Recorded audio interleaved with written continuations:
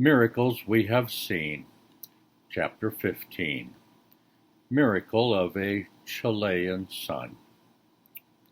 "I am having a miscarriage," Winona whispered loudly from the bathroom on that late Saturday night. She had been pregnant for around 3 months, and the baby was not due until January 1954, when we would be living in the mission field of Chile, South America. We witnessed the evidence of Winona's miscarriage with a sense of sorrow. Yet we knew that we were in God's almighty hands, and that all things would work together for good. It was a sultry summer night, and there was no air conditioning in that Westfield, Indiana upstairs apartment.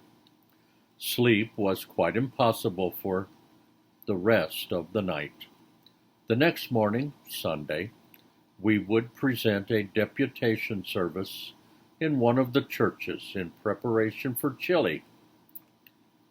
"Jack, I'm still pregnant," Winona confided in me a few days later. Neither of us could believe that. We had seen evidence of a dead fetus. Yet we received a confirmation from our family physician a few days later. He assured us that our due date would be January. We did not understand at that time, but it became clear to us later that Stephen had been a twin. The other baby brother or sister would be waiting for him and us one day in heaven. We arrived in Chile early in September and immediately became busy with the new Spanish language and many other activities.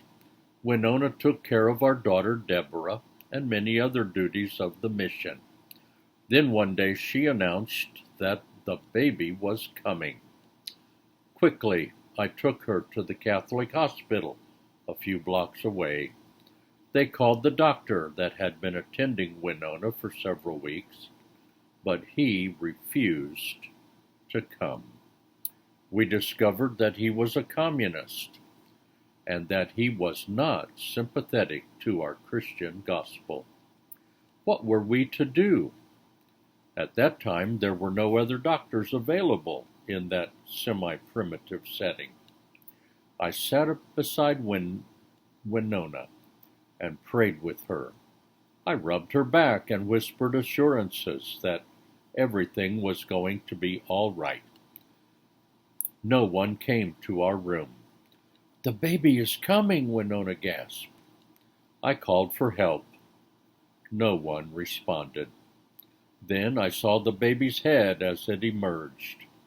I felt a special touch from the Lord as I delivered the baby, cleaned his face, gave him a gentle slap, and held him as he made his first cry. "We have a baby boy," I shouted. I ran down the hallway announcing in Spanish, "My baby, my baby." People came running from every direction. Everyone wanted to help. Soon little Stephen, was clean, dry, and nursing at his mother's breast. As we blessed him that day, we did not realize that one day he would bless countless students as a teacher and many young people in his youth ministries. Large numbers would one day accompany him and his wife Julia to Jamaica to bless that island. However, things did not always go well with Stephen. After high school graduation, Steve rebelled and turned away from the church at home. We realized that much of his earlier profession of faith had been empty and hypocritical. He had played the role of a Christian while he lived in the home of his parents, who were pastors. He also played another role when he was in the company of his unsaved friends. Stephen, like the prodigal son, went into the far country for 2 years. His parents had very little contact with their lost son. On rare occasions, Stephen would call home to check on his family. Most of the time, no one knew where the young rebel was located. That is, until one day, some 2 years later, when God began to deal with his heart. Stephen became deeply troubled over the condition of his life. He was away from his family. He was unhappy and unfulfilled. His dreams had turned to ashes. He began to listen to the still small voice that said, "You must call your family tonight." That was the turning point of his life. It was a Wednesday night, a time for prayer meeting and Bible study at Eagle Creek Church. After calling the church parsonage and finding no one home, Stephen tried the church office. An usher answered the phone. "May I speak with Mrs. Winona Terry?" Stephen requested. The usher, a faithful man of God, answered, "Mrs. Terry cannot come to the phone. She is at the altar praying for her son, who left home 2 years ago. She has decided to stay at the altar and pray until she hears from her son." Those faithful words seared into Stephen's heart and conscience. He knew he must go home to a praying mother and father, and returned he did. Stephen came home to God and to his family. His homecoming was celebrated in heaven and in that home. Today, Stephen is a teacher and a track coach at Heritage Christian School in Indianapolis. He is a fine minister of the gospel. When his own son, Buddy, was born, he insisted on delivering him at home.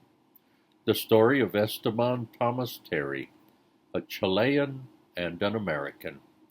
It's a miracle story. He and Julie have another baby boy, Philip, awaiting them in heaven.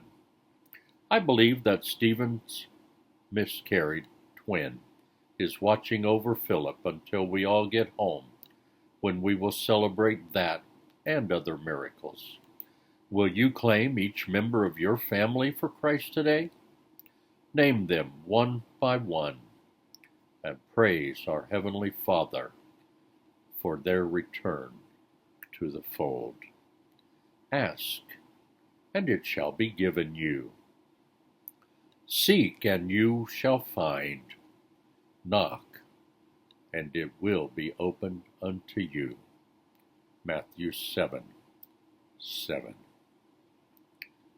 Thank you for listening to these stories from Papa Jack's book. And God bless you and your family.